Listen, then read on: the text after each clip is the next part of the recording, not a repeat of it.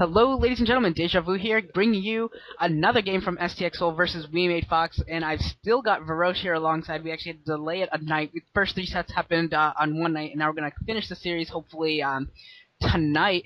And we're going to have, what is this, Hwasin, I think? Yeah, there's Hwasin. Hwasin is going to continue, and he's going to come out here, the red sniper himself, and is going to try and pick at this little Zerg player, Shine Cal, and we'll get to see what Shine's got, ZVT. We know his ZVP is good, and we'll get to see what he can do against a top-notch TVZer like Hwasin. And I gotta say, I'm favoring Hwasin in this matchup, not only because I love Hwasin and I think he's awesome, but also because his TVZ is just so amazing. I'm favoring Hwasin in this matchup as well. I feel like just in terms of style, Hwasin's got a great style to counter Shine, cheesy player. I probably recapped on this yesterday. In fact, I recall I was making fun of him a lot, but that was a whole day ago. It's only 10 minutes for you, but it was a while. But Hwasin has in his arsenal of builds that he's very good and very comfortable with. So many timing attacks, especially in Terran versus Zerg, so many timing attacks that he has, and I feel like Shine thrives on being. Oh, it looks like we're going to see a pool first build from Shine. So already going for an early pressure build.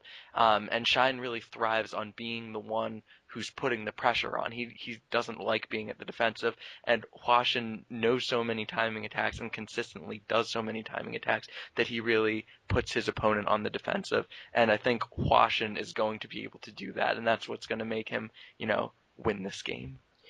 Fighting Spirit is really good for Zergs these days. It's especially good for the new generation of Zergs, the big macro Zergs. 12 bases, all of them gas expansions, and starting out at cross positions. You think that favored a Zerg player a lot, being able to have that extra time to throw down your sunken colonies and to just macro up heavily. But that's the new generation of Zergs, and Shine just doesn't fit that mold. He's almost like a old school Zerg in a new school body, and he goes for these early pressure builds so often, and a lot of times they end up turning into all-in builds, and in cross positions on a huge map like Fighting Spirits, that really plays into Hwasin's hands. Hwasin's just going to be able to one-rax into CC. By the time the Zerglings come out, Hwasin's going to have a few Marines already out. He's going to have SCVs ready to block. He's going to be in good shape. And we see the Zerglings coming out now. And Hwasin should be in good shape. This just isn't gonna work. You just need a 12 hatch. Just go 12 hatch on Fighting Spirit when you're ZVT, unless you've got something really nice planned out. And I just don't think Shine's gonna have that. It's just too hard to do on a map like this with cross positions to go for this kind of early game pressure attack. It just doesn't really work very well on this kind of a map.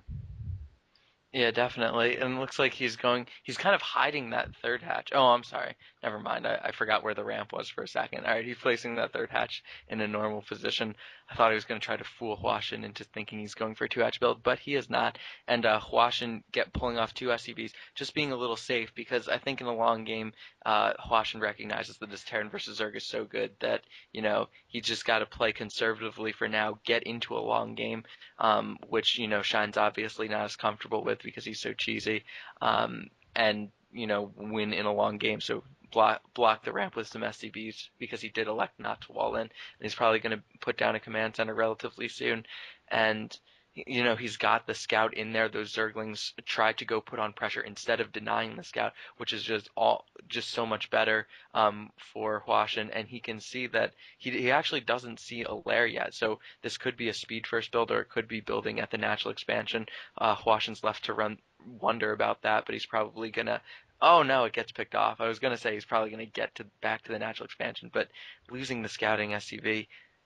And he's got his command center just a little bit more conservatively building up on the ramp, and he's going to float that in there. One scouting Zergling does manage to slip in, which is a big advantage for Shine, because a lot of times Zergs are denied, and he sees that very early engineering bay before the academy even, and so he's going to know Hwasin's going for a very early +1 Marine attack upgrade, and he's going to be able to prepare for that. And as I was saying, that might have been the timing attack Hwasin was going to go for, try to surprise his opponent with a really early +1.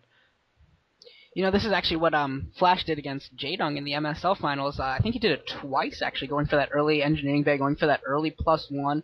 And if you've got good marine control, especially against a build like 3-hatch Muta, and the layer is going up at the natural expansion, by the way, if you have good marine control and you can really target fire with your marines against Mutalisk like Flash does, and we'll see if Hwasin's able to do the same, you can really start picking off Mutalisk one by one early and often, and you can get a huge lead that way.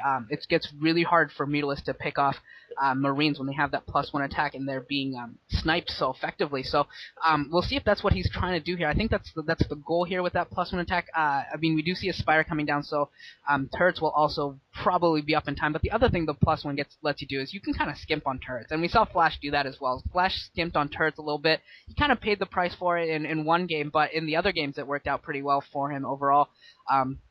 So we'll see if, once again, I mean, I think that's what Hwasin's going to be doing here, skimping out a little bit on turrets, getting some more Marines out, getting some that +1 up and running, and try and take down Mutalisk just with more Marine control more than static turrets.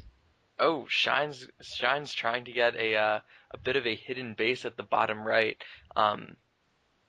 Like, I know I was complaining about him a lot yesterday, but I feel like that's a cheesy thing to do. What you're supposed to do is put a lot of pressure on with the Mutalisk so that you can actually take that, with full confidence. But he's just gonna try to sneak it out. He kind of plays more of a deceptive style of StarCraft, where if you don't scout him, he gets an advantage, and if you do scout him, you get the advantage.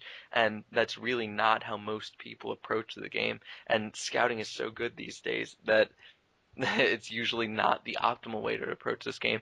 But he's going to try to put that up instead of taking, like the natural third that you might take. He's going all the way across the map for his third. It's kind of odd. And